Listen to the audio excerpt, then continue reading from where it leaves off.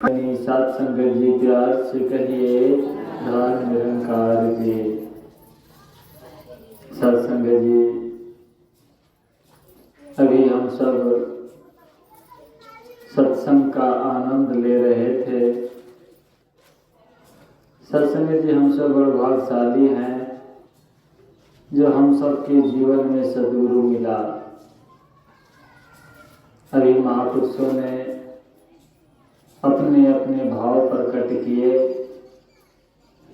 2 दिन पहले भी यहाँ पर इसी प्रकार का नज़ारा बना, जिसमें कितने जिज्ञासु, कितने जीव इस निर्गुण निरंकार की परमात्मा की दर्शन पाकर धन्य हुए हैं। बड़ी कृपा सद्गुरु की, जब जीवन में ऐसा परमात्मा का दीदार हुआ, जिसे प्राप्त करने के लिए, जिसके बारे में जानने के लिए कितने कितने प्रकार से पूजा अर्चना यज्ञ हवन करते थे, उतना करने के बावजूद भी जीवन में निरंकार नहीं आया। सत्संग जी, कोई आज की बात नहीं है, जुगों जुगों से ये बातें रही है। जुगों जुगों से यह संदेश संसार को दिया गया कि ये इंसान, यदि मनुष्य जन्म को प्राप्त किए हो, मानव का चोला तुम्हें मिला है, तो बड़ी भागों की बात है। इसीलिए जितने भी वेद है, ग्रंथ है, सबने इस बात का इशारा किया कि बड़ी भाग्य मानुष तन पावा, सुर दुर्लभ सदग्रंथ गावा। कहते बड़े भागों से यह मानव का तन मिला है, दुर्लभ देवताओं के लिए कहा गया है। वो भी इस निर्गुण निरंकार परमात्मा से विनती करता है, प्रभु आप कृपा करो, एक बार मनुष्य तन दे दो। क्यों? क्योंकि मनुष्य तन रूप एक ऐसा साधन है, साधन धाम मोक्ष के द्वारा। कहते मनुष्य तन रूप एक ऐसा साधन है जिसे प्राप्त करने के बाद हम यह जन्म मरण से छुटकारा पा सकते हैं, आवागमन के बंधन से मुक्त हो सकते हैं। इतने अमोलक तन को हम सब प्राप्त किए हैं। और साथ संगत, ये जो बड़े भाग की बात है तभी सुलभ हो पाती है जब हम संपूर्ण सतगुरु के शरण में आकर इस निर्गुण निरंकार परमात्मा का दर्शन करते हैं। सत्संग जी, दास को देखने को मिल रहा है, बहुत से ऐसे चेहरे हैं जो पहली बार इस सत्संग में उपस्थित हुआ है। बड़ी कृपा सद्गुरु की, जब हम सब ब्रह्म ज्ञान को प्राप्त किए तो सद्गुरु ने ब्रह्म ज्ञान यूं ही हमें नहीं दिया। ब्रह्म ज्ञान से पहले उन्होंने 5 प्रण करवाए। 5 प्रण को जब हम स्वीकारे तो फिर 9 प्राकृतिक के बारे में बताए। जब 9 प्राकृतिक के बारे में हम समझ गए, तब इस निर्गुण निरंकार परमात्मा का इशारा दिया। सत्संग जी, 5 प्रण की बातें आती है, जिसमें पहला प्रण है तन मन धन निरंकार ईश्वर की देन है, इसका अभिमान नहीं करना। यह वास्तविक बात है। तन कहते हैं देह को, शरीर को। यह तन मेरा नहीं है। यदि यह तन मेरा होता तो मेरे आज्ञा में यह कार्य को करता, लेकिन ऐसा नहीं हो पाता है। बचपन आया, जवानी आया, बुढ़ापा भी आ गया, हम इसे रोक नहीं पाए। इससे यह स्पष्ट है कि यह तन मेरा नहीं है। फिर बात आगे आती है मन की। विचार भी इसे कहते हैं। सत्संग जी, हमारे शरीर में जितनी भी ज्ञान इंद्रियां हैं, इसी से हम सब श्रवण करते हैं, देखते हैं, बोलते हैं। परमात्मा ने कितनी बेहतरीन ढंग से इस तन का निर्माण किया। यदि हम कुछ नहीं देखना चाहते हैं तो परमात्मा ने हमें ऑप्शन दिया कि हम अपने आँख को बंद कर ले, देखना बंद हो जाएगा। यदि हम कुछ नहीं सुनना चाहते हैं तो परमात्मा ने हमें ऑप्शन दिया कि हम अपने कान को बंद कर ले। यदि हम कुछ नहीं बोलना चाहते हैं तो परमात्मा ने यह ऑप्शन दिया है कि हम अपने मुंह को बंद कर ले। लेकिन सत्संग जी, विचार करें, परमात्मा ने यह जो मन दिया है, इस मन के अंदर जो विचारे हर एक सेकेंड तरह तरह की विचारे जो उत्पन्न होती है, इसको रोकने के लिए परमात्मा ने कोई खिड़की या दरवाज़ा ऐसा नहीं बनाया जिसे बंद करने से ये विचार रुक जाएंगे। इससे यह स्पष्ट है कि यह मन भी मेरा नहीं है। और धन के बारे में महापुरुषों ने कहा कि परमात्मा को छोड़कर जितनी भी संसार में वस्तुएं हैं सब धन है और वो मेरा नहीं है। आज मेरे पास है, कल किसी और का था और कल किसी और का हो जाएगा। तो सद्गुरु ने यह जो प्रण करवाए, इसे हम सब ने स्वीकारा। तब आगे दूसरा प्रण के बारे में बताया। दूसरा प्रण में उन्होंने कहा कि जाति वर्ण का अभिमान नहीं करना है। आज संसार में देखते हैं, बड़े ऊंचे कुल में हम जन्म लिए हैं, बड़ी ऊंची जात वाले हैं। सत्संग जी, कोई जात नहीं, परमात्मा ने दो ही जाति बनाया, एक नर और दूसरा नारी। यह समाज ने कार्य के अनुकूल उनके जात के बंटवारा कर दिए और हम इसी जात पात के झगड़े में पड़कर यह अमूल्य जन्म को खोए जा रहे हैं। ये बात कोई आज की नहीं है। प्रभु श्री राम जी भी रामचरितमानस में इसका जिक्र किए कि जात पात कुल धर्म बड़ाई, धन बल परिजन गुण चतुराई, भक्तिहीन नर सोय कैसा, बिन जल बारिद देख जैसा। कहते बड़े ऊंचे कुल में जन्म लिए हो, बड़े ऊंची जात वाले हो, बहुत बड़े धन वाले हो, बहुत ताकत वाले हो। यहाँ तक उन्हीं तक नहीं कहा, उनके परिजन के बारे में भी प्रभु कहे तुम्हारा परिजन भी इतना गुण वाला हो जाए। इन सब के होते हुए भी यदि उस मानव के हृदय में, उस मानव के जीवन में भक्ति नहीं है तो उसको आप वैसा जानो जैसा बिना जल के बादल। और सद्गुरु और सत्संगत, सद्गुरु ने हमें ये पहले दूसरा प्रण करवाए, हम सब ने इसको स्वीकारा। तब तीसरा प्रण के बारे में उन्होंने बताया कि तीसरा प्रण जो है, किसी के खाने पीने पहनने पर नफरत नहीं करनी है। और सत्संगत, जिनको जो खाना है वो खाएं, या नफरत नहीं करना है। यदि किन्हीं को पनीर चावल मिल रहा है, मुबारक है। किन्हीं को सूखी रोटी मिल रहा है, मुबारक है। हमें नफरत नहीं करना, वो मांस खाने वाला है, वो तो सब शुद्ध शाकाहारी है, वो तो मांसाहारी है, मैं उसके नज़दीक नहीं बैठूंगा, मैं उसके समीप नहीं जाऊंगा। सत्संग जी, विचारणीय विषय है। यदि कोई भी वस्तु को हम अपने शरीर के अंदर ग्रहण करते हैं तो उसका, यदि वो नुकसानदेह वस्तु है तो उसका नुकसान ग्रहण करने वाले शरीर का होगा। यदि हम नफरत करते हैं कि वो तो शराब को पी रहा है, तो ये हमारी भूल है, हमारी अज्ञानता है। यदि वो शराब को पी रहा है तो शरीर उसका खराब होगा, आने वाले समय में दुख उनको झेलना पड़ेगा। हम क्यों नफरत करें उनसे? इसलिए सद्गुरु ने हमें बचाया कि हमें नफरत नहीं करना है। कोई कुर्ता पहन रहा है, मुबारक है। कोई पैंट शर्ट पहन रहा है, मुबारक है। कोई धोती पहन रहा है, मुबारक है।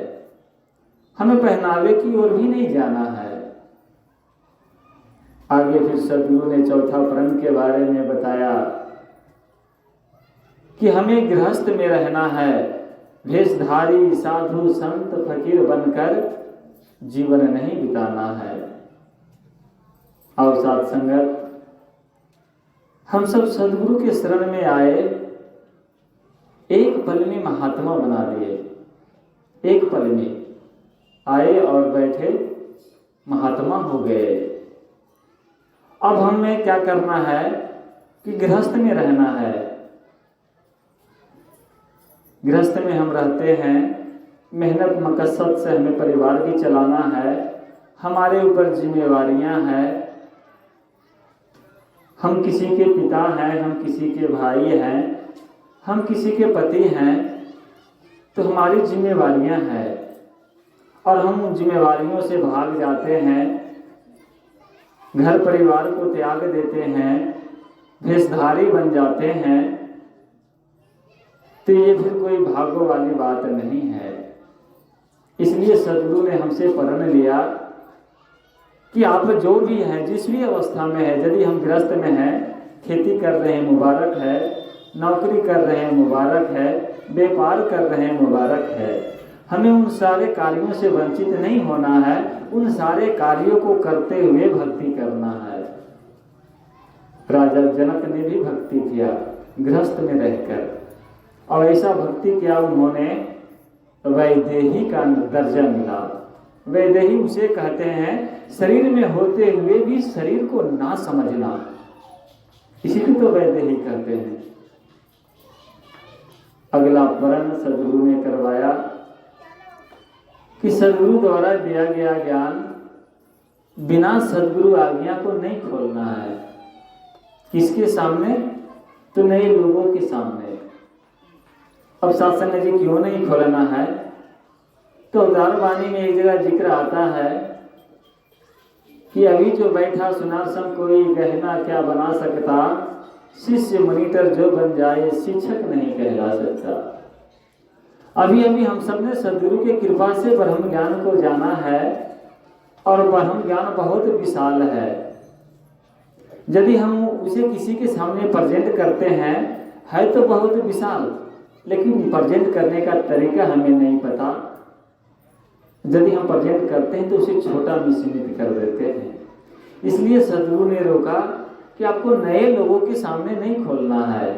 आपस में आप चर्चा कर सकते हैं, बातें कर सकते हैं, कोई बात नहीं है। नए लोगों के सामने नहीं बताना। नए लोगों मतलब जो सत्संग से ब्रह्म ज्ञान एक बार प्राप्त नहीं किया सद्गुरु की कृपा से, भले वो सत्संग आ रहे हैं, लेकिन एक तरीका है, एक मर्यादा है, उस मर्यादा को हमें पार नहीं करना है। जब ये 5 प्रण हमने स्वीकारा, तब सद्गुरु नव प्रकृति के बारे में बताए। नव प्रकृति क्या है? ये सृष्टि, जीव, जगत और ईश्वर।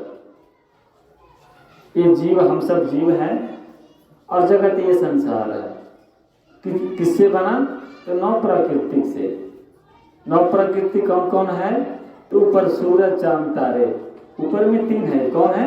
सूरज चांद तारे। और नीचे में भी 3 है, धरती अग्नि जल। और ये ऊपर और नीचे के बीच में भी 3 है, वायु, जीव, आकाश। आकाश कहते हैं आवाज को। ये तीनों का रूप सूक्ष्म है, ये तीनों निराकार है, लेकिन परमात्मा नहीं है। परमात्मा का गुण होता है, परमात्मा एक है, कोई 2 4 5 नहीं है, एक है। परमात्मा सर्वत्र है, परमात्मा अपरिवर्तनशील है,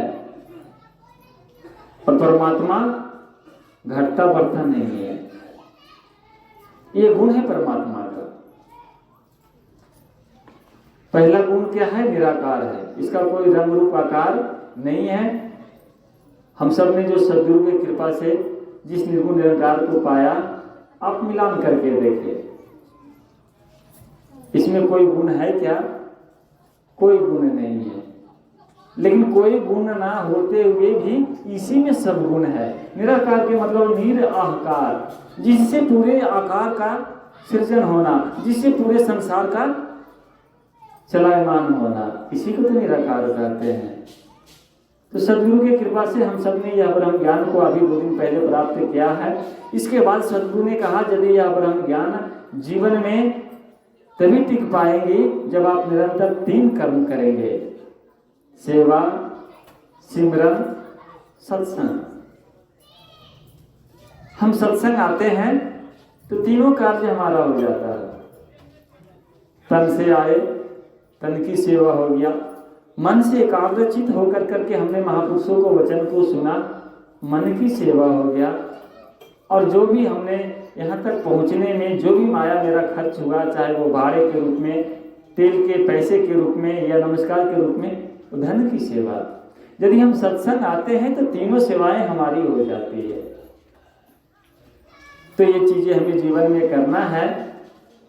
अब बाबा हरदेव सिंह जी महाराज के हरदेव वाणी में शब्द आया है, हरदेव वाणी के शब्द नंबर 52 कहते, ज्ञान का सूरज उदय हुआ तो जीवन में उजियारा है।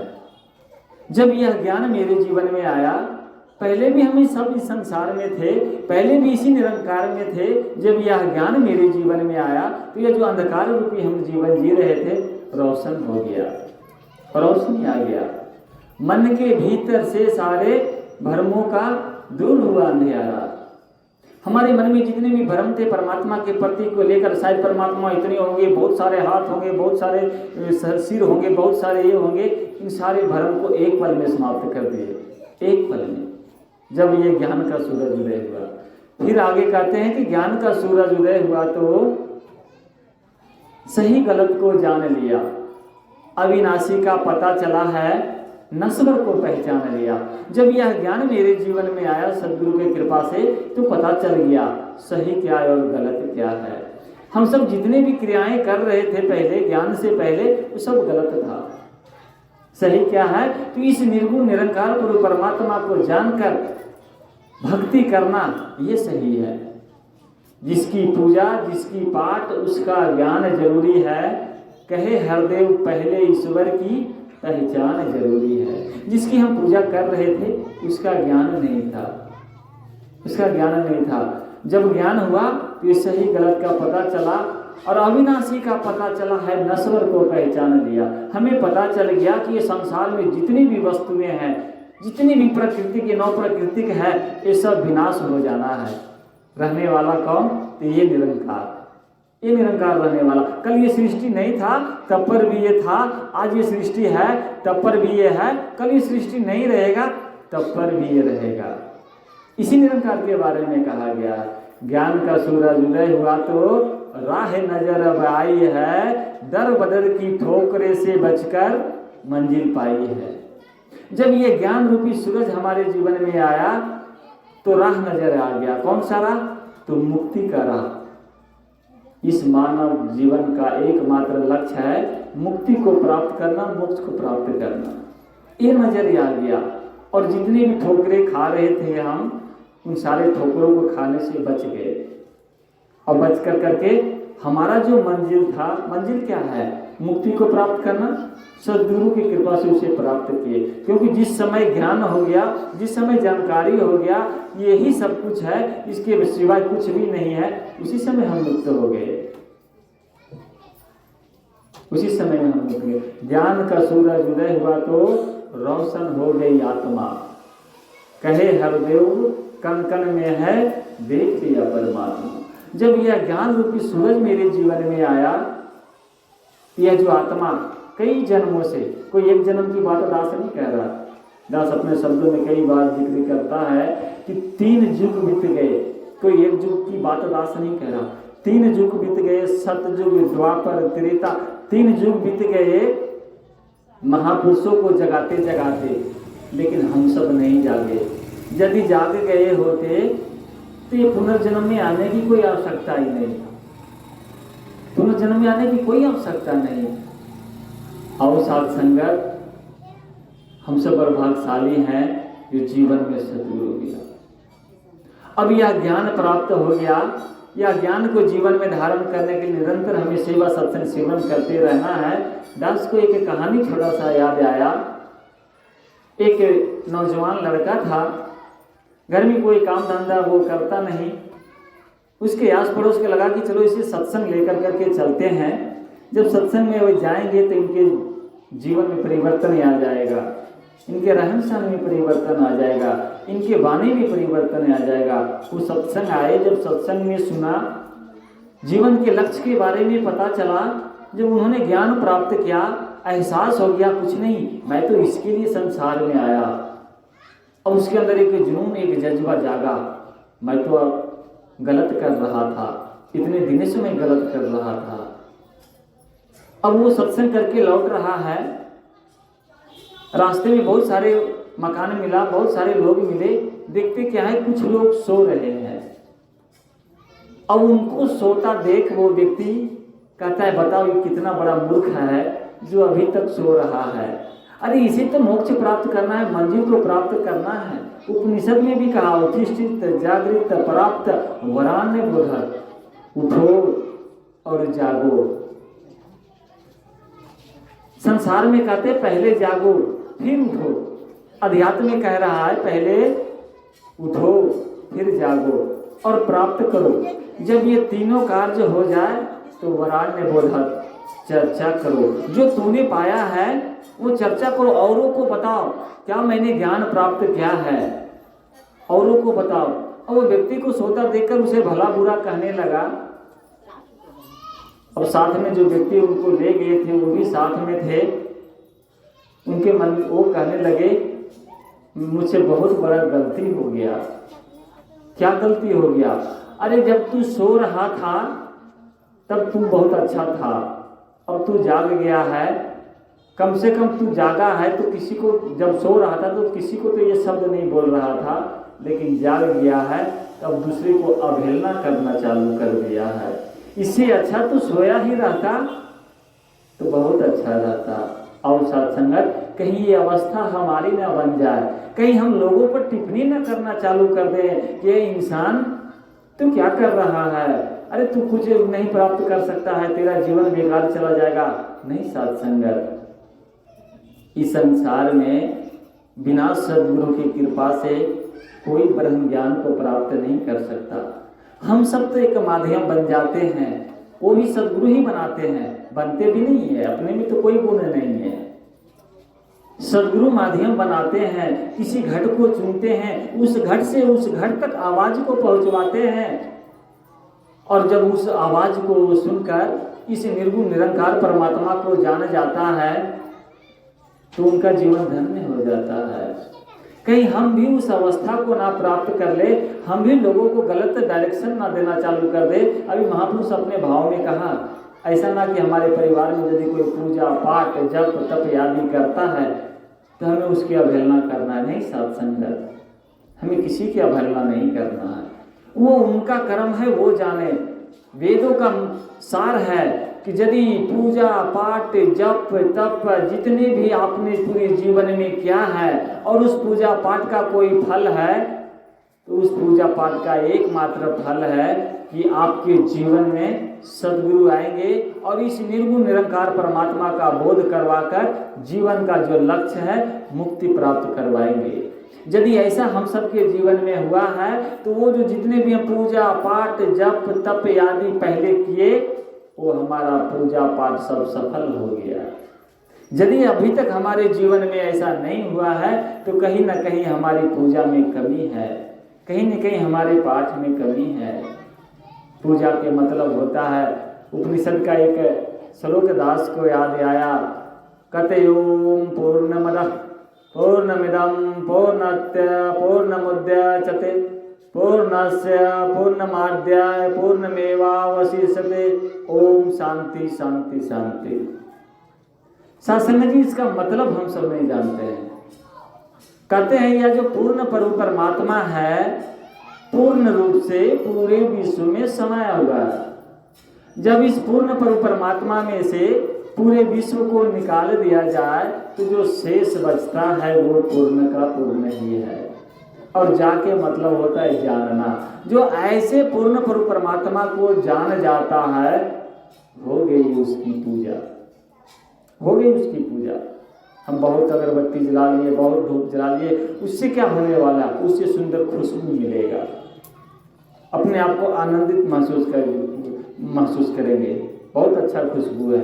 आजकल देखते हैं एक वो कहावत है कि दो तरह का अगरबत्ती मिलता है, एक मच्छर के लिए और एक भगवान के लिए। मच्छर जाते नहीं और भगवान सुनते नहीं।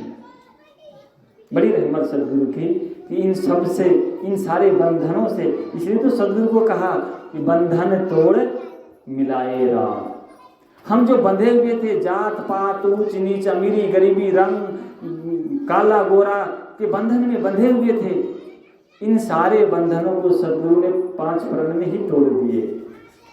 जब ये बंधन हमारा टूटा तब ये निर्गुण निरंकार का दर्शन हुआ, ये रमा हुआ राम के दर्शन हुआ। एक राम दशरथ का बेटा, एक राम घट घट में लेटा, एक राम का जगत पसारा, एक राम जगत से न्यारा। किस राम के हम पूजा अर्चना कर रहे हैं ये तो पता होना है।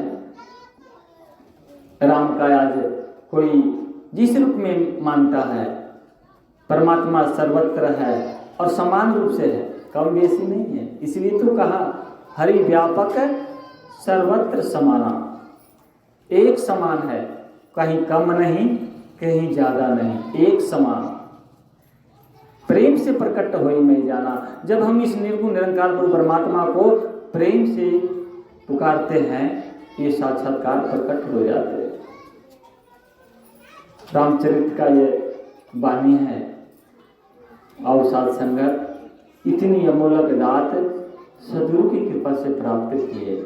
यह जो ब्रह्म ज्ञान हम सबने प्राप्त किया है, दातार कृपा करे। यह जीवन का जो लक्ष्य है सदगुरु बड़ी कृपा किए। आपने ऐसे समय में जहाँ अंधकार ही अंधकार था, ज्ञान लेने से पहले काम क्रोध लोभ मोह अहंकार ये अंधकार है। इस अंधकार के बीच में आपने ब्रह्म ज्ञान रूपी रोशनी देकर या जो मानवीय गुणों से सभी ब्रह्म ज्ञानियों के जीवन में जो आपने युक्त किया है, प्रेम प्यार नम्रता सहनशीलता मिलवर्तन, ये मानवीय गुण है। जब जितना जितना हम इस ज्ञान को अपने जीवन में धारण करते चले जाते हैं, ये गुण हमारे अंदर चला जाता है। जितना जितना हम इस ज्ञान से दूर होते चले जाते हैं तो हमारे अंदर काम क्रोध लोभ मोह अहंकार हावी होने लगता है। तो दातार कृपा करे, यह जितने भी आपका गुस्से की इस ब्रह्म ज्ञान रूपी दात को प्राप्त किया है, सदगुरु आप कृपा करना इनके जीवन में यह ब्रह्म ज्ञान अंत श्वास तक टिका रहे।